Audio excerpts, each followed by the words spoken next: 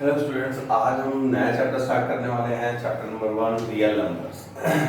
देखिए, पहले हम जो चैप्टर्स पढ़ चुके हैं उसको आज हम ये नया चैप्टर स्टार्ट कर रहे हैं, नई चैप्टर स्टार्ट कर रहे हैं। सबसे पहले हम चैप्टर के बारे में जान लेते हैं कि हम चैप्टर में क्या क्या पढ़ने होते हैं। ठीक है, चलिए स्टार्ट करते हैं। Real numbers. ठीक है, रियल नंबर्स हम लोगों ने नंबर सिस्टम में कुछ 9th क्लास में पढ़ा हुआ, बट अब हम क्या पढ़ने वाले हैं उसके बारे में बता दें। रियल नंबर्स के बारे में, रियल नंबर्स कौन से होते हैं, रियल नंबर्स के अंदर क्या क्या पार्ट आते हैं, और इससे पहले उससे भी पहले हम लोग पढ़ेंगे एचसीएफ के बारे में। क्लियर? इसमें सबसे इंपॉर्टेंट टॉपिक आपके पास जो आएंगे, फर्स्ट टॉपिक उसमें आता है Euclid division lemma. Euclid division lemma.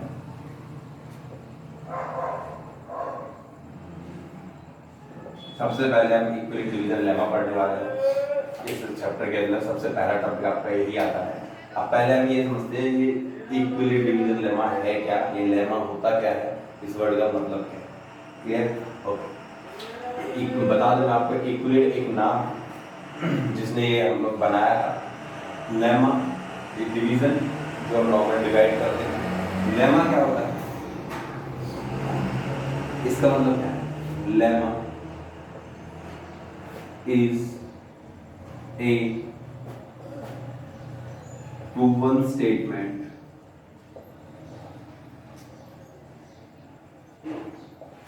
which is used to prove other statement।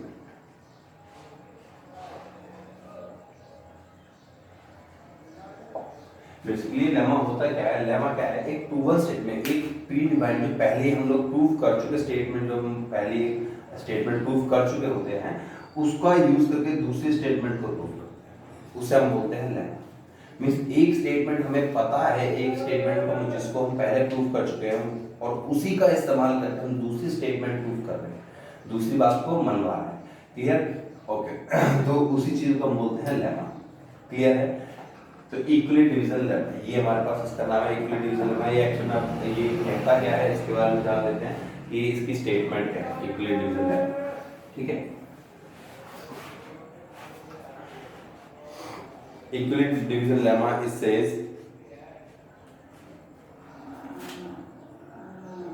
for given any positive integer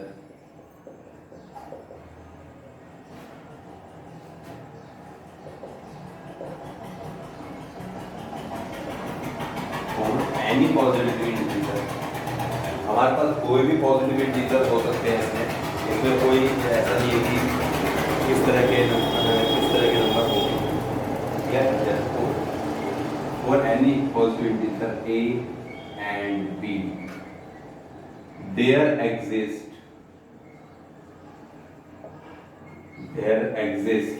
means, हाँ, इसका मतलब क्या है समझ लेते हैं। for given any positive integers a and b, किसी भी तो positive integers a and b के बारे में बात कर रहे हैं, a और b की जगह हमारे पास कोई भी इंटीजर, ध्यान रखिएगा, इंटीजर्स ही हो सकते हैं और कुछ नहीं। ना हम इसमें नेचुरल नंबर बोल सकते हैं, ना हम इसमें रियल नंबर बोलते हैं, ओनली इंटीजर्स के बारे में बात करेंगे। For given any positive integer a and b there exist numbers q and r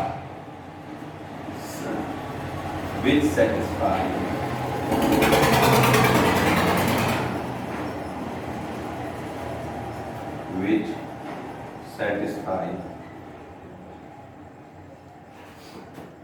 a equals to bq plus r and 0 is less than equals to r less than। इसका मतलब समझिए, ये तो स्टेटमेंट है आपके पास, वैसे जनरली इसका मतलब क्या है? अगर हम किसी भी नंबर को, किसी भी पॉजिटिव इंटीजर के बारे में बात करें, किसी नंबर जिसमें 5 को 2 से डिवाइड करें, राइट, 2 से डिवाइड किए 2 था 4 रिमाइंडर है। ठीक है, तो इसे हम किस तरीके से लिख सकते हैं, सबको पता है। Dividend equals to divisor into quotient plus remainder, right. इस फॉर्मूले इसी को हम इक्विवेलेंट डिवीजन लेमा बोलते हैं। देखिए हमारे पास कोई भी ए नंबर है, क्लियर, उसे हमें बी से डिवाइड करना है। ए और बी हमारे पास दो नंबर है जिसमें हमने ए को बी से डिवाइड किया है, तो क्यू हमारे पास क्या है, कोशेंट, एंड आर क्या है, रिमाइंडर। और रिमाइंडर के बारे में हम एक बात जानते हैं, क्या रिमाइंडर हमेशा इससे डिवाइजर से छोटा होता है, क्लियर, जीरो से लेकर डिवाइजर से छोटा होता है। इसी को हम बोलते हैं इक्विवेलेंट डिवीजन। बात समझ में आ गई। इसमें ए और बी की जगह आपको कोई भी नंबर दिए जा सकते हैं, ये हमें पता है। जैसे हमने 5 लिया, हम 7 भी ले सकते हैं, हम 3 से बात करते हैं या फिर 4 से बात करते हैं, 4 से डिवाइड करते हैं 7, 4 1 सा 4, रिमाइंडर इज 3। तो इसे हम कैसे लिख सकते हैं, 7 is equal to 4 into 1 plus 3। देखिए 7 इसे divisor, sorry dividend equal to this is divisor into quotient plus remainder। This is equivalent division lemma, and remainder वाली कंडीशन कौन सी, 0 is less than equals to 3 less than 4। ये reminder हमेशा 4 से छोटा ही आएगा, clear है, ये बात हमें पता है। देखिए अब हम जो हमें बातें हमें पता होंगे, अब हम जैसे जैसे ऊपर क्लास में पढ़ते जाएंगे तो बहुत सारी ऐसी जाएंगी जो बातें हमें पता है उन्हें हम नाम देते जाएंगे। जैसे अभी हमने इसको जानते थे, हम लोग इस रूल से जानते थे, अब इसे हम लोग कौन सा नाम दे दिया, इक्विवेलेंट डिवीजन लेमा नाम दे दिया, क्लियर। तो बहुत सारी ऐसी चीजें हैं जो हम ऑलरेडी पढ़ चुके हैं, लेकिन उनके नाम से ऐसा लगता है कि ये नई चीज है, क्लियर, ये हम ऑलरेडी अच्छे से पढ़ चुके हैं सभी, राइट है, ओके। ये हमारे पास इक्विवेलेंट डिवीजन लेमा। अब इसका यूज क्या है, अब इसका यूज करके हम लोग क्या करेंगे, एचसीएफ निकालेंगे। एचसीएफ हाईएस्ट कॉमन फैक्टर, जानते हैं आप लोग हाईएस्ट कॉमन फैक्टर के बारे में, ओके। तो अब हम इसका यूज करके एचसीएफ निकालने वाले हैं। एक बार जैसे हमने ये लेमा यूज किया है, इसी तरीके से हम इक्विवेलेंट डिवीजन एल्गोरिथम यूज करेंगे। अब एल्गोरिथम क्या है वो भी हम पढ़ने वाले हैं, पहले से एक बार नोट डाउन कर लीजिए, फिर हम आगे बात।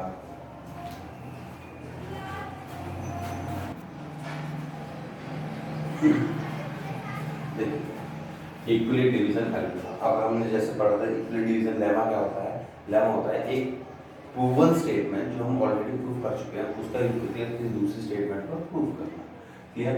अब देखिए हम वही करने वाले हैं। अब एल्गोरिथम का मतलब आप देखो, इक्विवेलेंट डिवीजन है, इक्विवेलेंट डिवीजन का मतलब हमें पता है, इक्विवेलेंट नाम है, डिवीजन डिवाइड। एल्गोरिथम क्या है इसके बारे में बता दें।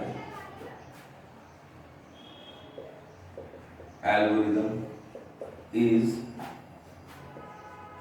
the series of well-defined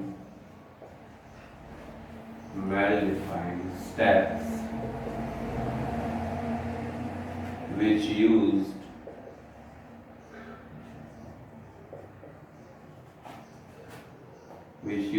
for solving a type of problem।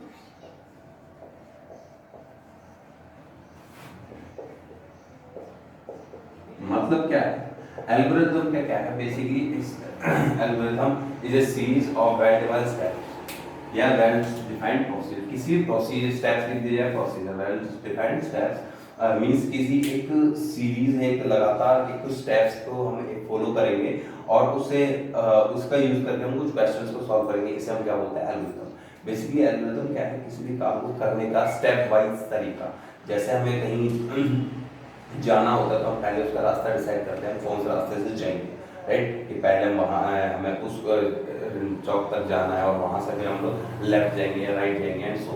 तो वो जो स्टेप है हम लोग जाने के लिए कोई जो एक तरीका, हम एक रास्ता तैयार करते हैं अपने दिमाग में, उसे हम बोलते हैं equivalent division algorithm, sorry algorithm. Equivalent division में डिवाइड करके हम लोग किसी चीज़ के बारे में आगे बात करने वाले हैं, इक्विवेलेंट डिवीजन लेमा को यूज करके हम इसे करने वाले हैं, क्लियर। अब इक्विवेलेंट डिवीजन एल्गोरिथम है क्या है, इसके हम एक एग्जांपल की हेल्प से समझते हैं और ये कहाँ यूज हो रहा है, कैसे यूज हो रहा है, इसके बारे में, क्लियर। इक्विवेलेंट डिवीजन एल्गोरिथम को यूज करके हम लोग निकालते हैं क्या, HCF of some number, find HCF of highest common factor. HCF का मतलब सभी को पता है, highest common factor. HCF of 1 2 5 7 6 and 4052 by using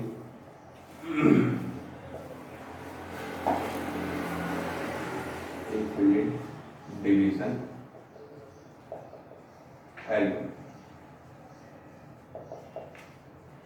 आप समझ लीजिए इसका मतलब क्या हो, कैसे हम इसे यूज करना, राइट। HCF फाइंड करना है हमें इन दोनों नंबर्स का। कौन से नंबर्स का लिख लेते हैं एक बार। 1 2 5 7 6 and 4052। क्लियर। तो हमने यूक्लिड डिवीजन लेमा क्या पढ़ा था, यूक्लिड डिवीजन लेमा, ये शॉर्ट में मैंने EDL लिख दिया है। यूक्लिड डिवीजन लेमा हमने क्या पढ़ा था कि A is equals to BQ plus R, where R is greater than less than B। ये पढ़ा। ओके, तो अब हम इसी के स्टेप्स को फॉलो करेंगे। बिल्कुल यही लेमा हम लोग बार बार रिपीट करेंगे। कब तक रिपीट करेंगे, जब तक हमें इसका HCF नहीं मिलेगा। HCF कब मिलेगा वो हम आगे पढ़ेंगे। ये सबसे पहले हमें फर्स्ट स्टेप 1, सबसे पहला स्टेप हमें क्या करना है, फाइंड करना है A is greater than B। इन दोनों में से बड़ा कौन है, जो बड़ा होगा उसे हम A मानेंगे, जो छोटा होगा उसे हम B मानेंगे। तो कर देते हैं 1 2 5 7 6 is greater than 4052। ये हमने कर दिया। Apply EDL, Euclid division lemma. EDL का मतलब क्या है, इक्विलिड डिवीजन लेमा। ओके, तो अब हमने क्या किया, इक्विलिड डिवीजन लेमा का मतलब क्या है कि A को हमें डिवाइड करना होता है किससे, B से। A को हमें डिवाइड करना होता है किससे, B। तो डिवाइड कर दीजिए 1 2 5 7 6, इसे डिवाइड करते हैं किससे, 4052। डिवाइड कीजिए, क्या आएगा, इसे इससे डिवाइड करना है। ये जब अगर कंप्लीट डिवाइड हो जाता है तो हमारे पास डायरेक्टली आंसर जाएगा, नहीं आता है तो जैसे हम लोग रिमाइंडर की फॉर्म में लिखते हैं, जैसे हमने लिखा था ना, dividend equals to divisor into quotient plus remainder, उस फॉर्म में हम इसे लिख देंगे डिवीजन लेमा। चलिए 3 3 2 + 6 3 2 + 6 3 5 = 15 1 सब्ट्रैक्ट कर दीजिए 0 2 4 एंड दिस इज 450। देखिए ये हमारे पास डिवाइड करने के बाद आया। इसे हमने इक्विलिड डिवीजन लेमा की फॉर्म में लिखा। Euclid division lemma A = BQ + R। A is A की वैल्यू हमारे पास क्या थी, 1 2 5 7 6 इज इक्वल्स टू B की वैल्यू क्या थी, 4052 इनटू कोशेंट क्या है हमारे पास 3 plus remainder is right. Clear. Now step 2, here R is remainder, remainder check कीजिए, क्या ये रिमाइंडर 0 आया है, क्या ये रिमाइंडर 0 है, नहीं।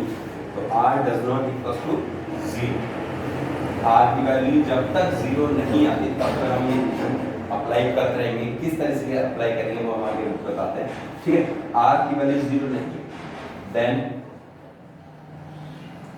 टेकिंग, अब देखिए R की वैल्यू 0 नहीं है तो हम क्या करेंगे, ये जो वैल्यू है कौन सी, B,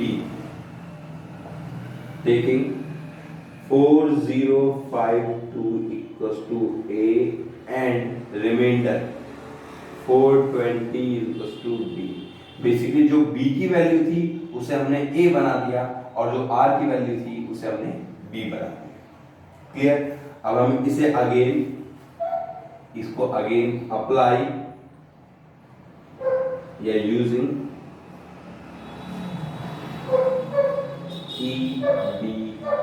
इक्विलिड डिवीजन लेमा, दोबारा से हम लोग इक्विलिड डिवीजन लेमा लगाएंगे जैसे हम लोग किया था।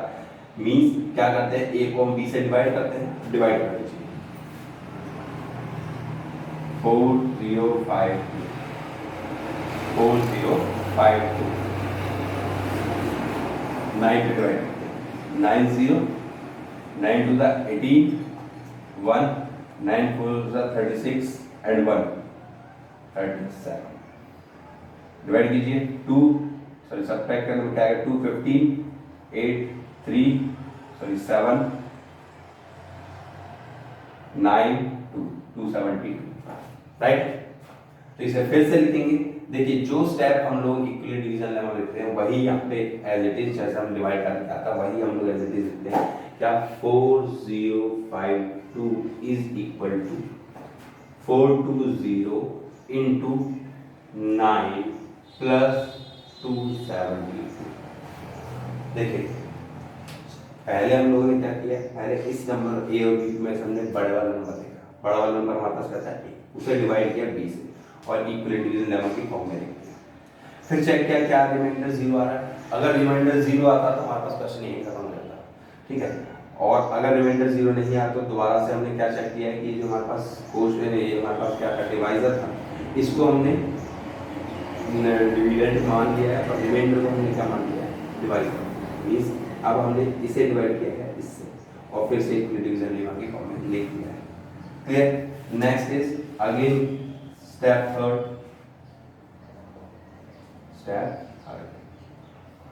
here r does not, again remainder की वैल्यू 0 नहीं है। जब तक हमारे पास रिमाइंडर की वैल्यू 0 नहीं आएगी तब तक हम ये प्रोसेस अप्लाई करते रहेंगे। then taking 420 is equals to a and 272 is equals to b। clear। Okay. Apply या use EDL again, equally division lemma। equally division lemma use के मीन्स हमने क्या किया है, 272 से 420 को क्या करना है, डिवाइड करना है। क्लियर। 1 पे 272 क्या है, 8 4 1। क्लियर। 8 4 1 हमारे पास ये आया। फिर से इसी तरीके से कैसे, 420 is equal to 272 into 1 plus 148। Clear. देखिए जब तक हमारे पास ये रिमाइंडर की वैल्यू 0 नहीं आ जाती, देखिए यहाँ पे r नॉट इक्वल टू 0 आया, यहाँ पे r नॉट इक्वल टू 0 आया, यहाँ पे देखिए अभी r नॉट इक्वल टू 0 आया। जब तक ये हमारे पास रिमाइंडर की वैल्यू 0 नहीं आ जाती तब तक हम लोग इसे स्टेप वाइज फॉलो करते रहेंगे। क्लियर। तो आगे चेक करते हैं। हियर ये अप्लाई कर दिया। Again step 4, here r does not equals to 0, r की वैल्यू 0 नहीं आई है। Then again 272 is equals to a and 148 equals to b। Again apply EDL, equally division lemma. EDL apply किया तो 148 से डिवाइड किया मैंने 272, 148 डिवाइडेड 272, 2 पे 8 2 16, sorry 1 1 8 140 2 sorry 4 after dividing into 4 this is 2 24। Clear. Sorry 120। हमारे पास अगेन जो हमारे पास टर्म बची है वो क्या बची है, उसको हम लिखेंगे इक्वली डिवीजन लेमा। बस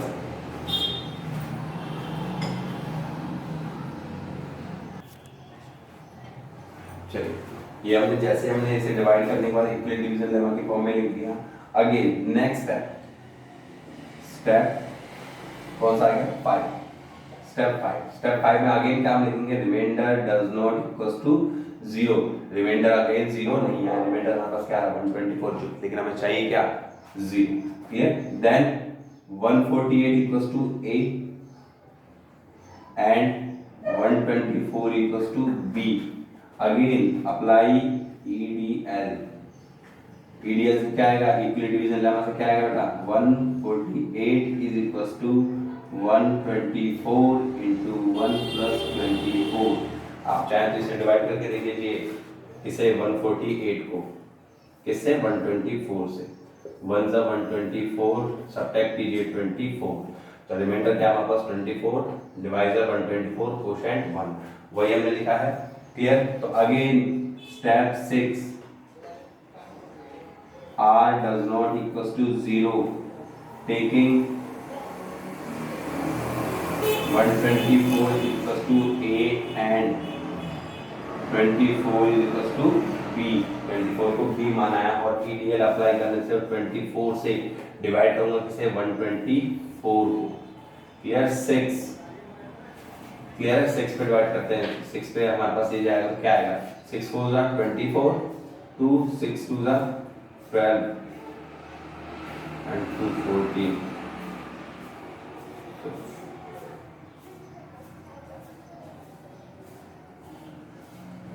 5 5 4 the 22, 5 to the 10 and 2 12, 120, that is 4। तो अगेन EDL जब हमने यूज किया इसमें तो हमारे पास क्या है 124 is equal to 24 into 5 plus 4।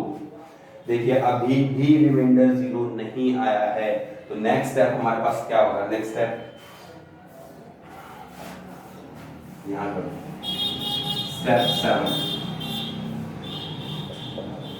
Step 7, जब तक हमारे पास रिमाइंडर 0 नहीं आएगा, here r does not equal to 0, जब रिमाइंडर 0 नहीं आया तो अगेन हमने क्या किया, taking 24 is equals to a and 4 is equals to b। देखिए अब अप्लाई कीजिए bye EDL, 24 is equals to 4 into 6 plus 0, here r equals to 0। अब देखिए यहाँ पे रिमाइंडर 0 आ गया, देखिए 4 से ये हमारे पास 4 आया था, 4 से अगर मैं डिवाइड करूँ 24 को तो 6 पे डायरेक्टली रिमाइंडर 0। क्लियर?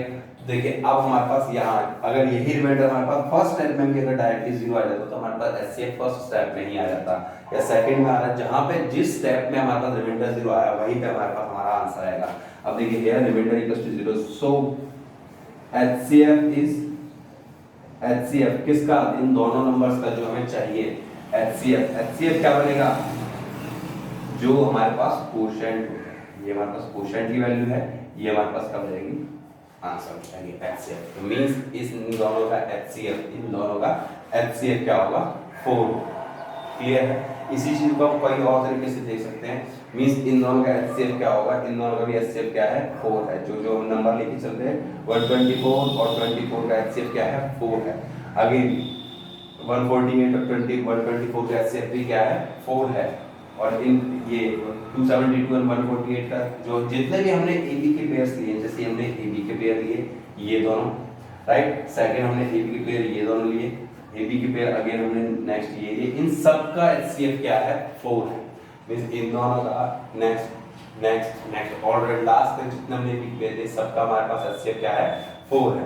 क्लियर है? इसे हम लोग एक और तरीके से, ये तो हमारे पास स्टेप वाइज लिखने का तरीका हो गया, जैसे हम लोग का एग्जाम में प्रॉपर्ली लिखना है, इसको एक और तरीका है जिससे हम लोग जल्दी से सॉल्व कर लेते हैं और आराम से इसे लिखते जाते हैं। देखिए वो और मैं इधर शॉर्ट में बता देता हूँ आपको प्रॉपर्ली। 124 जैसे हमें डिवाइड करना था, हमें 4052 से डिवाइड करना था 12576, राइट, 12576 को हमें डिवाइड करना था, तो हमने इसे 3 पे डिवाइड किया था, 3 पे डिवाइड किया था हमारे पास 3 पे डिवाइड करने पे क्या आया 3 2 6 and 3 5 15 and 12, reminder is 420, right.